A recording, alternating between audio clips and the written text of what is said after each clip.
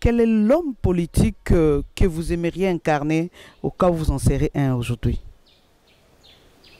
Je suis fondamentalement politique. Fondamentalement politique par ma formation et également par mon engagement. Les soi-disant politiques que vous pensez que je peux me référer à un sont des protés, des gens sans stabilité, des gens sans constance et des gens sans conscience effective sur le besoin collectif de la nation. Les gens qui ne savent pas lire la pensée héraclite d'Éphèse, tout coule, tout passe, rien n'est dit. Les gens qui ne savent pas lire la Constitution, des gens qui ne savent pas comprendre le sens de la démocratie. Aujourd'hui c'est moi, demain c'est l'autre. Face à ces gens-là, je n'ai pas d'exemple.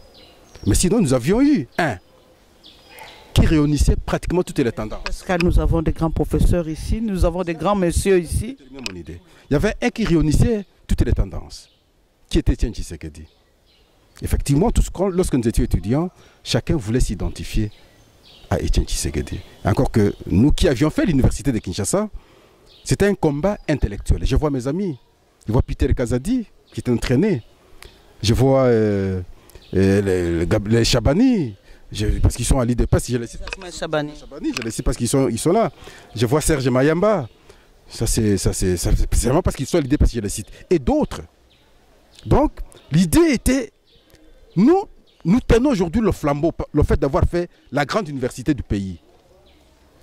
Quelle sera notre capacité d'imprimer la distinction à travers notre agir lorsque nous serons sur le terrain? Et on copiait Etienne Tshisekedi dans sa constance.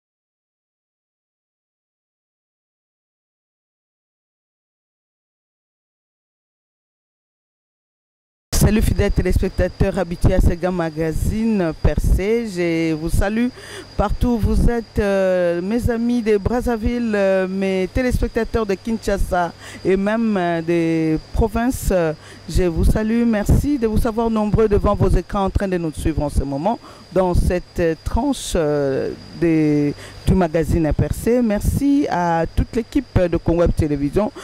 Sans plus tarder, je m'en vais d'abord saluer mon invité. Bonjour Pascal. Bonjour ma soeur. Comment ça va? Oui, on va très bien. Nous sommes en phase de métaphore, enfin, métamorphose politique où on est en train de réaliser la pensée de mon philosophe que j'aime bien, Héraclite d'Éphèse. Tout coule, tout passe, rien ne demeure. Merci beaucoup. Tout coule, tout passe, rien ne demeure. Pascal Oonje, vous êtes analyste politique, chroniqueur politique, journaliste de formation. Et pendant longtemps, vous avez travaillé à Canal King Télévision. Aujourd'hui, vous êtes le coordonnateur de la chaîne SMCT. C'est ça, n'est-ce pas? Avez-vous autre chose à ajouter? Non, justement ça, parce que c'est toujours bon de découvrir l'identité de celui qu'on aime. Par contre, Pascal Oonje, c'est un petit villageois du territoire d'école et dans le Sankourou, la province du Sankourou, qui est venu faire l'université. J'ai fait les sciences de l'information et de la communication dans la faculté des lettres dans l'université de Kinshasa, où d'abord j'ai obtenu mon diplôme de graduat unique en philosophie et finalement la licence en communication des organisations et en journalisme, ma spécialité politique intérieure. C'est ce qui a fait qu'aujourd'hui je m'engage en politique totalement. J'ai commencé comme journaliste reporter à CKTV, secrétaire de rédaction, rédacteur en chef, directeur d'information et finalement directeur de programme. J'ai quitté CKTV au jour d'aujourd'hui. Je suis coordonnateur chez Congo Media Channel. Merci beaucoup, Pascal Onje. Vous avez été un grand combattant, un journaliste du terrain aussi. Qu'est-ce que ça vous rappelle, cette vie-là, d'avoir combattu pendant longtemps? Ce qui m'a d'abord plu, c'est travailler dans une chaîne caricaturée comme une chaîne de l'opposition. Entre autres, ici, c'est CKTV et CCTV. Et c'est une chaîne qui m'a davantage orienté parce que j'avais une vision du combat. De mon point de vue, j'ai toujours été insatisfait de la façon dont notre pays ou mon pays est géré. Et curieusement, je suis là et je me retrouve dans l'opposition, dans le cadre oppositionnel, parce que les chaînes appartenaient à un opposant. On va s'engager pour qu'on fasse pression à ceux qui géraient le pays à pouvoir correctement gérer le pays. Et les orienter vers les objectifs essentiels réclamés par la population. Et c'est le travail qu'on a eu à faire, le travail qui n'était pas facilement accepté et bien supporté par ceux qui géraient le pays, parce qu'à chaque fois, lorsque vous interpellez quelqu'un pour le bien, étant donné qu'il est habitué à faire le mal, il pense que vous le gênez. Et c'est ce qui a fait qu'on a connu des cas comme ça, de temps en temps, des fermetures, des arrestations, des interpellations. Mais on n'a pas désisté, on a continué. Pire encore, on va se retrouver à un moment, Jean-Pierre Bemba, arrêté à la Cour pénale internationale. On est orphelin, désarticulé pratiquement sur le plan financier, où on pouvait facilement aussi trahir ou se fatiguer. Mais nous sommes restés stoïques dans notre position jusqu'à tenir, jusqu'à la sortie, 10 ans. Loyal et fidèle. 10 ans après, 10 ans qu'il a eu à passer à la Cour pénale internationale, c'est les 10 ans que nous nous sommes engagés aussi, et les 10 ans que nous étions toujours en train d'interpeller le pouvoir en place, qui ne travaille pas effectivement visiblement bien. Et voilà, il est sorti de la prison, ça a été une joie pour nous. C'est cette expérience-là qui m'a forgé. Et c'est comme ça qu'à chaque fois, lorsque nous étions aux côtés des opposants, entre autres le président de la République d'ailleurs, à chaque fois lorsqu'il y avait des marches, ainsi de suite, on arrive, lorsqu'on va créer la dynamique de l'opposition. Et surtout après les tentatives de révision de la Constitution. Et d'ailleurs, je suis d'abord en 2011, lorsqu'on tente la révision de la Constitution pour la première fois, effectivement on l'a revisée, il y avait un article qui ne pouvait pas être touché, l'article 220, l'article intangible, une disposition intangible de la Constitution. Et c'est à ce moment-là que dans mon engagement, je vais créer le concept des journalistes engagés. Et je m'en souviens à l'époque, j'étais avec Serge Kabongue et les autres, et non seulement qu'il y avait kiosque, parce que moi je présentais l'émission éco-politique, une émission en profondeur. Ne venaient là que ceux qui réfléchissaient en profondeur sur les questions essentielles de la nation. Il n'y avait pas de lecture superficielle ou superfétatoire. Et c'est comme ça que j'essayais de convaincre les amis vers le combat, mais j'ai trouvé des amis actifs avec qui nous avons cheminé ensemble. Il y a eu Peter Tiani, il y a eu Serge Kabongo, il y a eu Daniel Safou, il y a eu Mike Mukebai, il y a eu Christelle Vwanga, il y a eu Joël Ekade, il y a eu Gabi Kouba, et finalement notre petit va nous rejoindre également, Christian Bossembe. Et voilà, donc c'est une équipe qui s'est engagée, quelles que soient les intempéries politiques, on n'a pas failli. Et pendant que l'opposition faillissait, nous nous sommes engagés comme ça. Parce que lorsqu'on a créé la dynamique, quelques temps après, la dynamique a disparu. Et c'est à ce moment-là qu'il y a eu affaiblissement total et pratique de l'opposition. Et nous avons pris relève. Et à chaque fois, des interventions à la télévision. Ça, c'est le pouvoir en place qui avait affaibli. Le pouvoir de Kabila a affaibli. Et c'est comme ça qu'on a accroché le public. Chaque matin, s'il est 9h30, les gens voulaient suivre les kiosques, l'émission kiosque, parce que nous étions francs. Nous relions le point de vue de la population. On parlait de ce qui n'allait pas. On interpellait les dirigeants à pouvoir travailler pour la population. Et on les rappelait que nous sommes dans la logique démocratique. Aujourd'hui, vous êtes au pouvoir, demain, vous allez partir travailler pour la nation. Et ce combat, nous l'avons engagé. Et c'est comme ça que nous sommes allés. On arrive en 2013.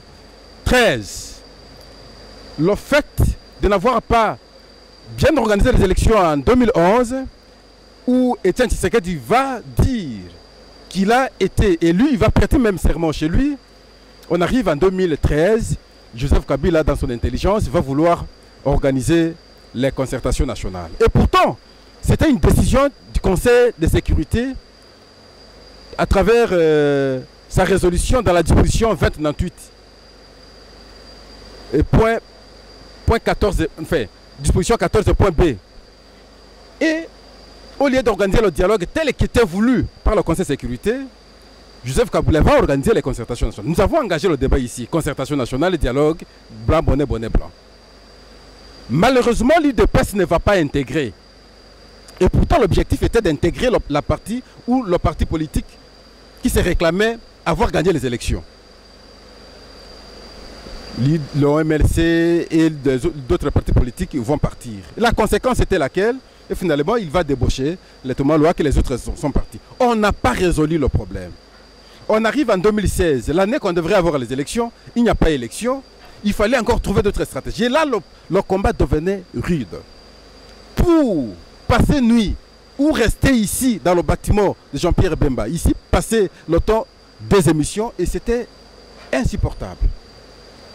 Il y avait, vous passiez à l'émission, à la maison, on dit, est-ce qu'il va arriver à la maison, vraiment? Est-ce qu'il va arriver chez lui?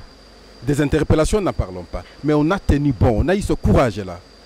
On a défié ce qu'il fallait défier. Vous avez été vite. C'est ce que j'ai toujours dit. Parce que finalement, nous aurons les dialogues d'hier.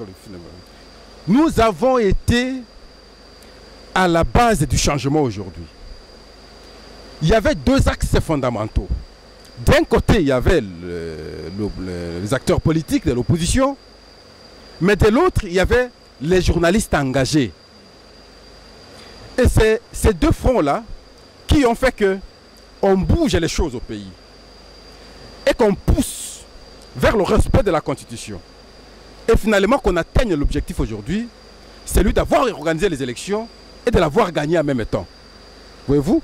Et donc, je remercie ces deux tendances, l'opposition et la presse engagée, entre autres Pascal Owondie, qui est le géniteur du concept. J'en profite pour demander, est-ce que le journaliste joue un rôle important dans les institutions du pays? Mais c'est fondamental, le journaliste c'est un acteur social. Vous vivez dans la société, vous êtes observateur émique.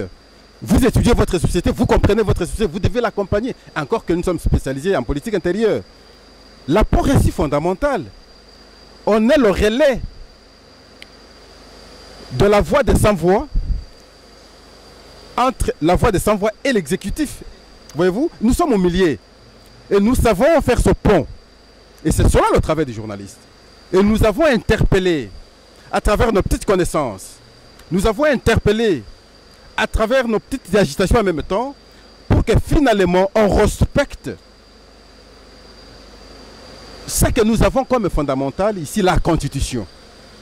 Et surtout dans ces dispositions intangibles qui ont été prises dans l'idée d'asseoir la légitimité du pouvoir en République démocratique du Congo.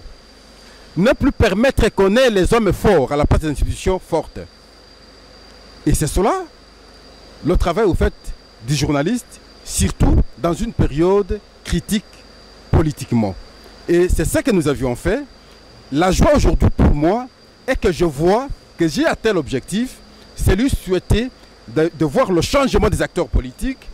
Parce que si aujourd'hui l'autre pose un petit acte, demain il faut souhaiter que l'autre aussi vienne, pose un deuxième acte, ainsi va évoluer notre société. Et donc l'apport a été conséquent et c'est le souhait que moi, de mon point de vue, je veux voir les autres journalistes s'exercer dans la même voie pour pousser généralement les gestionnaires du pays à pouvoir poser des actes conséquents, des actes pour l'intérêt de la nation. Et c'est pour cela que je suis en train d'applaudir le président de la République. Et encore que, à chaque fois d'ailleurs, lorsqu'on était avec lui, c'est lui qui nous encourageait. Il nous rappelait toujours, vous êtes exceptionnels. Dans des conditions difficiles, l'UDPS n'a pas de moyens.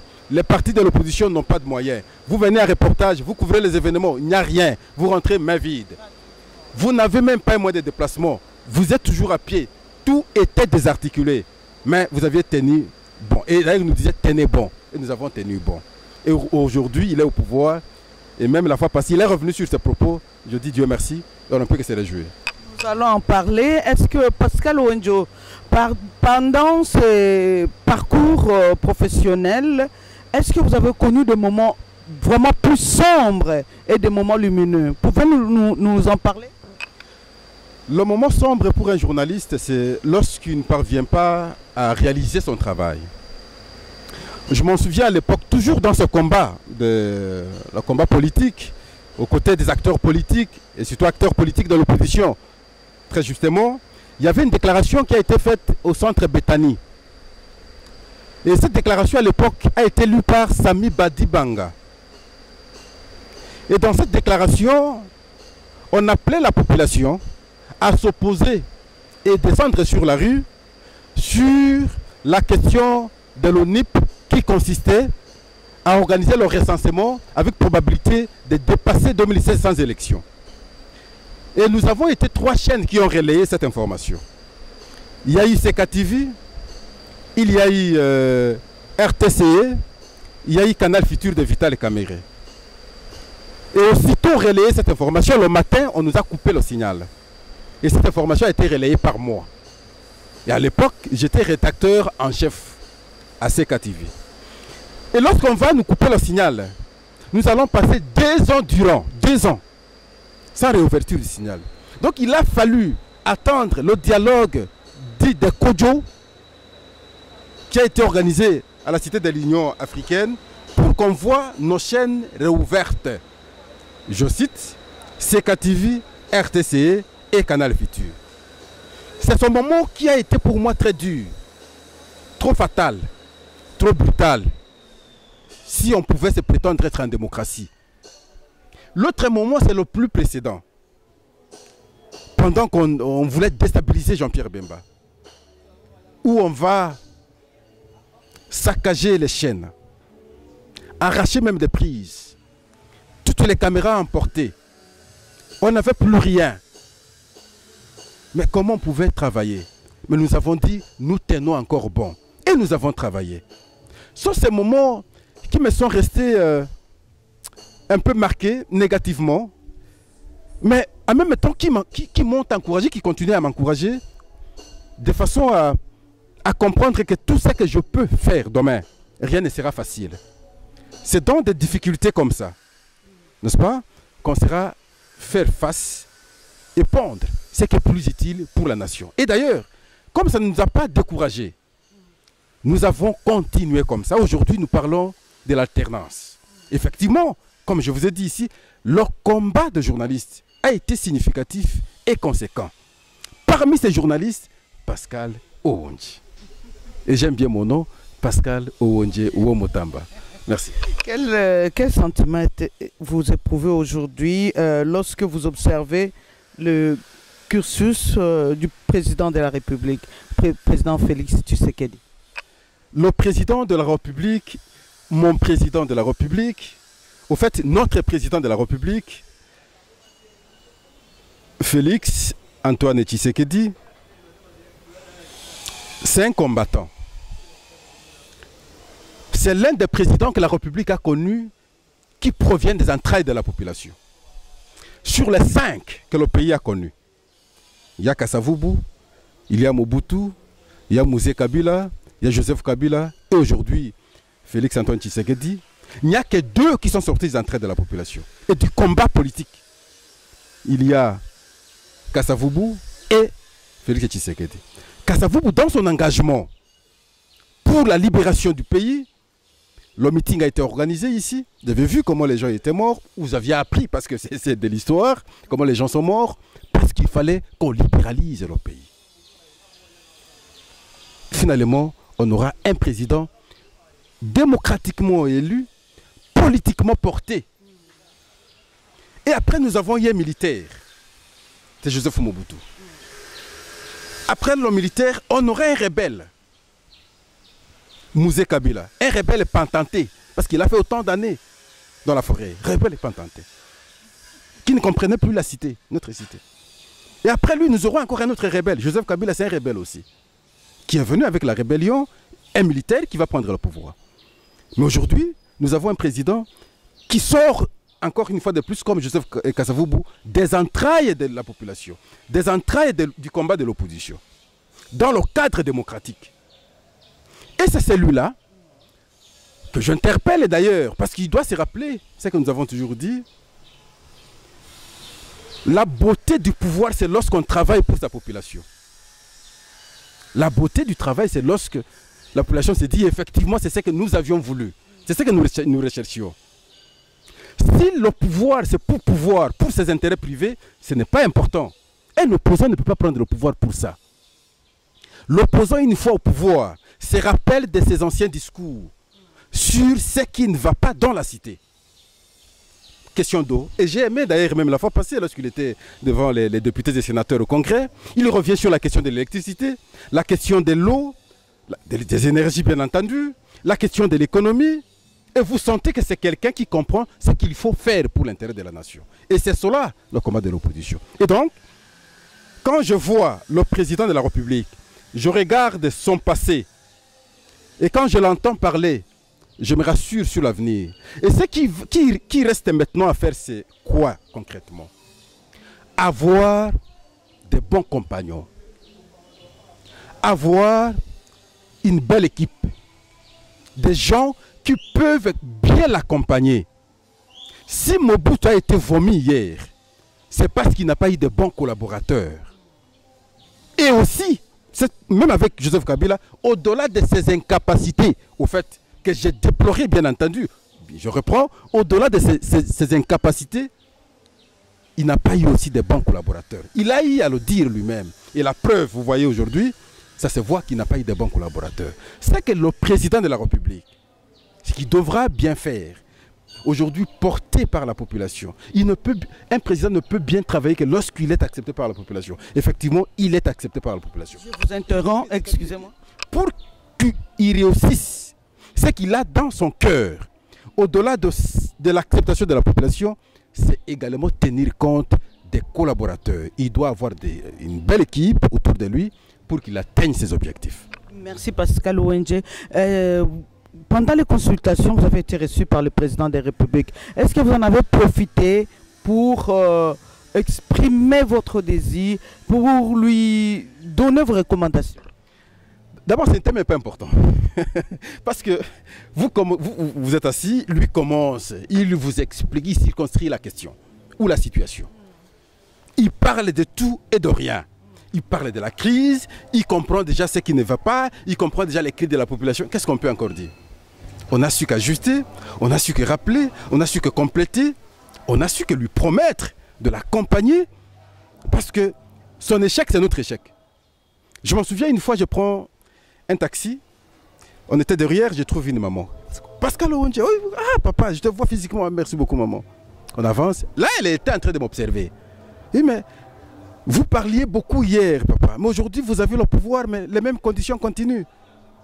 Oui, maman, c'est quoi ça, quelles conditions? Mais la vie sociale ne change pas. Elle dit oui, la vie sociale ne change pas, maman. C'est le combat que nous menons, nous devons changer la vie sociale. Votre cri, c'est mon cri et c'est le cri du chef de l'État en même temps. Il est conscient et il se bat pour qu'on change. Effectivement, c'est cela le combat. Pour qu'on change, je le dis ici, le chef connaît les gens un à un. Il a ses amis de l'école. Il a ses amis de physique. Il a ses amis avec qui il a grandi dans les différents quartiers. Il a ses amis politiques. Il a ses amis diaspora. Il a ses amis du clan limité. Nous autres là, nous sommes du clan limité. Mais alors, il a l'idée de chacun de nous. Il peut faire le choix essentiel sur les personnes. Et c'est ça que nous voulons qu'il fasse pour qu'il atteigne ses objectifs. Et donc, je crois qu'il est sur la bonne voie. Et la tournure que prend la politique congolaise aujourd'hui ne fait-elle pas peur? Au contraire, ça réjouit parce que c'est la position attendue par la majorité. Et je vous disais ici, pour qu'on travaille bien, il faut être accepté d'abord par la population. Vous aviez vu, c'est ce qu'attendait la population. Et donc, il est accepté par la population. Et lui aussi, comme il aime la population, il va bien travailler. Ça, je suis rassuré. Et j'insiste seulement sur un fait qu'il fasse le choix de bons collaborateurs. Et donc, la tournure de la situation actuelle, ne peut pas faire peur. Au contraire, ça doit réjouir. Il s'agit de l'union sacrée de la nation. C'est un cadre qui réunit pratiquement tous les citoyens du pays, soucieux du bien-être collectif, de pouvoir s'agglutiner et réfléchir sur l'essentiel, faire avancer les choses au pays. Et c'est cela l'idée. Il n'y a pas autre idée que ça. Et pour ça, lorsque vous voyez l'engouement des gens, le changement des mentalités, le changement des comportements, l'acceptation et le changement politique, et donc, ça veut dire que les gens ont compris sur quelle rive cogner pour qu'on traverse et on avance normalement. Et donc, avec l'union sacrée, c'est vrai qu'au départ, ça va sembler comme un fourre-tout, mais à un certain moment, on va tamiser, parce qu'on est tous Congolais, et prendre les bonnes graines et les s'aimer pour qu'ils puissent produire de bons. Merci, merci Pascal ONG. Nous tendons pratiquement à la fin de notre magazine. Si je peux vous donner quelques secondes de réflexion pour que vous me disiez quel est l'homme politique que vous aimeriez incarner au cas où vous en serez un aujourd'hui. Je suis fondamentalement politique. Fondamentalement politique par ma formation et également par mon engagement.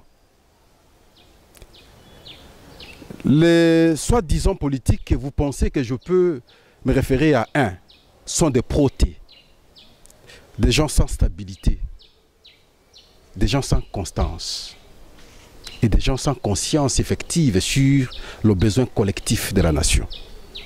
Les gens qui ne savent pas lire la pensée héraclite d'Éphèse, tout coule, tout passe, rien n'est dit. Les gens qui ne savent pas lire la Constitution, des gens qui ne savent pas comprendre le sens de la démocratie. Aujourd'hui c'est moi, demain c'est l'autre. Face à ces gens-là, je n'ai pas d'exemple. Mais sinon, nous avions eu un qui réunissait pratiquement toutes les tendances. Parce que nous avons des grands professeurs ici, nous avons des grands messieurs ici. Mon idée. Il y avait un qui réunissait toutes les tendances, qui était Etienne Tshisekedi. Effectivement, lorsque nous étions étudiants, chacun voulait s'identifier à Etienne Tshisekedi. Encore que nous qui avions fait l'université de Kinshasa, c'était un combat intellectuel. Je vois mes amis, je vois Peter Kazadi qui est entraîné, je vois les Chabani, parce qu'ils sont à l'IDPS, je les cite. Chabani, je les cite parce qu'ils sont là. Je vois Serge Mayamba, c'est vraiment parce qu'ils sont à l'IDPS que je les cite. Et d'autres. Donc, l'idée était, nous tenons aujourd'hui le flambeau, le fait d'avoir fait la grande université du pays. Quelle sera notre capacité d'imprimer la distinction à travers notre agir lorsque nous serons sur le terrain? Et on copiait Etienne Tshisekedi dans sa constance. Effectivement, vous me citez les professeurs, il y en a. Moi, je cite le combat de Jean-Pierre Bemba. Je l'ai appuyé depuis tous ces temps. Déterminé, engagé comme vous n'avez pas l'idée pour que les choses changent au pays. Il aime son pays. C'est un exemple. Jusque-là, vous n'avez aucun homme politique congolais que vous pouvez incarner aujourd'hui. Mais je suis en train de vous citer un à un. N'est-ce pas? Je ne veux pas citer le président de la République parce qu'aujourd'hui, il est au-dessus de tout le monde. Moi, je veux plutôt créer une distinction pour que les autres plutôt disent, moi j'aime être comme Pascal. Dans ma détermination et dans mon engagement bien entendu, et dans le souci de travailler pour la nation, en appliquant la pensée d'Héraclite d'Éphèse. Tout coule, tout passe, rien n'est. Et cette pensée biblique, nous qui sommes chrétiens, la Bible dit, parle même de la vanité des vanités. Tout est vanité. Et quand vous intériorisez ça, vous comprenez l'inutilité de l'avoir. Et quand vous comprenez, vous intériorisez l'inutilité de l'avoir, vous n'allez pas vous amasser beaucoup d'argent pour aller construire les Kingakati pendant que même pas une cité dans la grande cité et la population en souffrance, vous prenez du lait pour faire nourrir les lions pendant que les Congolais n'ont pas du lait. Alors, vous ne pouvez pas faire ça parce que vous allez comprendre le biais c'est quoi. C'est que plus fondamental, c'est l'être et le conduire vers l'essentiel. Et cet être-là se prépare dans les générations. Il faut le construire aujourd'hui pour que la génération à venir soit stable. Et c'est dans cette optique, dans cette vision des choses que moi je souhaite, n'est-ce pas, m'imprimer la différence pour que les autres emboîtent mes pas. Merci beaucoup, nous sommes pratiquement à la fin. Vous avez un message à la nation congolaise et même aux dirigeants de ce pays? Aux dirigeants, c'est toujours le message de faire mieux que ce que nous avions connu par le passé. Parce que nous avions beaucoup dit, nous avions beaucoup critiqué. Nous n'avons pas droit à l'erreur. Construisons des bases solides pour que les gens disent oui, ils ont mérité ce qu'ils font. C'est ce qu'ils disaient hier. Mais si nous allons faire nous allons faire le contraire de ce que nous disions hier, les gens auront dit ils n'étaient que des démagogues. Ça sert à quoi d'haïr l'un et aimer l'autre alors qu'en réalité, ils sont blanc bonnet, bonnet blanc? Non. Nous allons imprimer la différence. Pouvons-nous avoir l'espoir pour le Congo de demain? L'espoir est totalement permis et je crois que l'avenir est rassurant et question d'avoir de bons accompagnateurs pour le chef pour qu'il atteigne ses objectifs, encore qu'il a bien orienté sa vision sur l'état des droits. C'est l'état des droits qui construit le reste. Quand vous avez l'état des droits, vous savez comprendre que les plus faibles, même s'il soit faible et qu'il a raison devant une affaire, il a raison et puis il avance face au plus fort. Quand nous avons un état comme ça, on ne va pas regretter. Et si le partage est équilibré, le partage social, bien entendu, est équilibré, mais je crois que personne ne va envier quiconque et tous nous allons émerger, nous allons évoluer. Merci beaucoup Pascal ONG. Merci à mon équipe technique. Merci à Yogo Digital qui tient la caméra. Merci à Roy Mbouyi au montage. Merci à toute l'équipe de Congo Web Télévision. Merci à vous tous. Merci à monsieur Gilbert Biladi. Merci à lui-même, monsieur Gabriel Chabani. Merci à tout le monde et à tous nos téléspectateurs qui nous suivent en ce moment. Et quant à vous, je vous dis aussi merci Pascal ONG. Merci à tout le monde. Merci à vous tous qui nous suivez de partout. Et quant à moi, je vous dis au revoir. Nous allons nous revoir prochainement. Merci. Bye.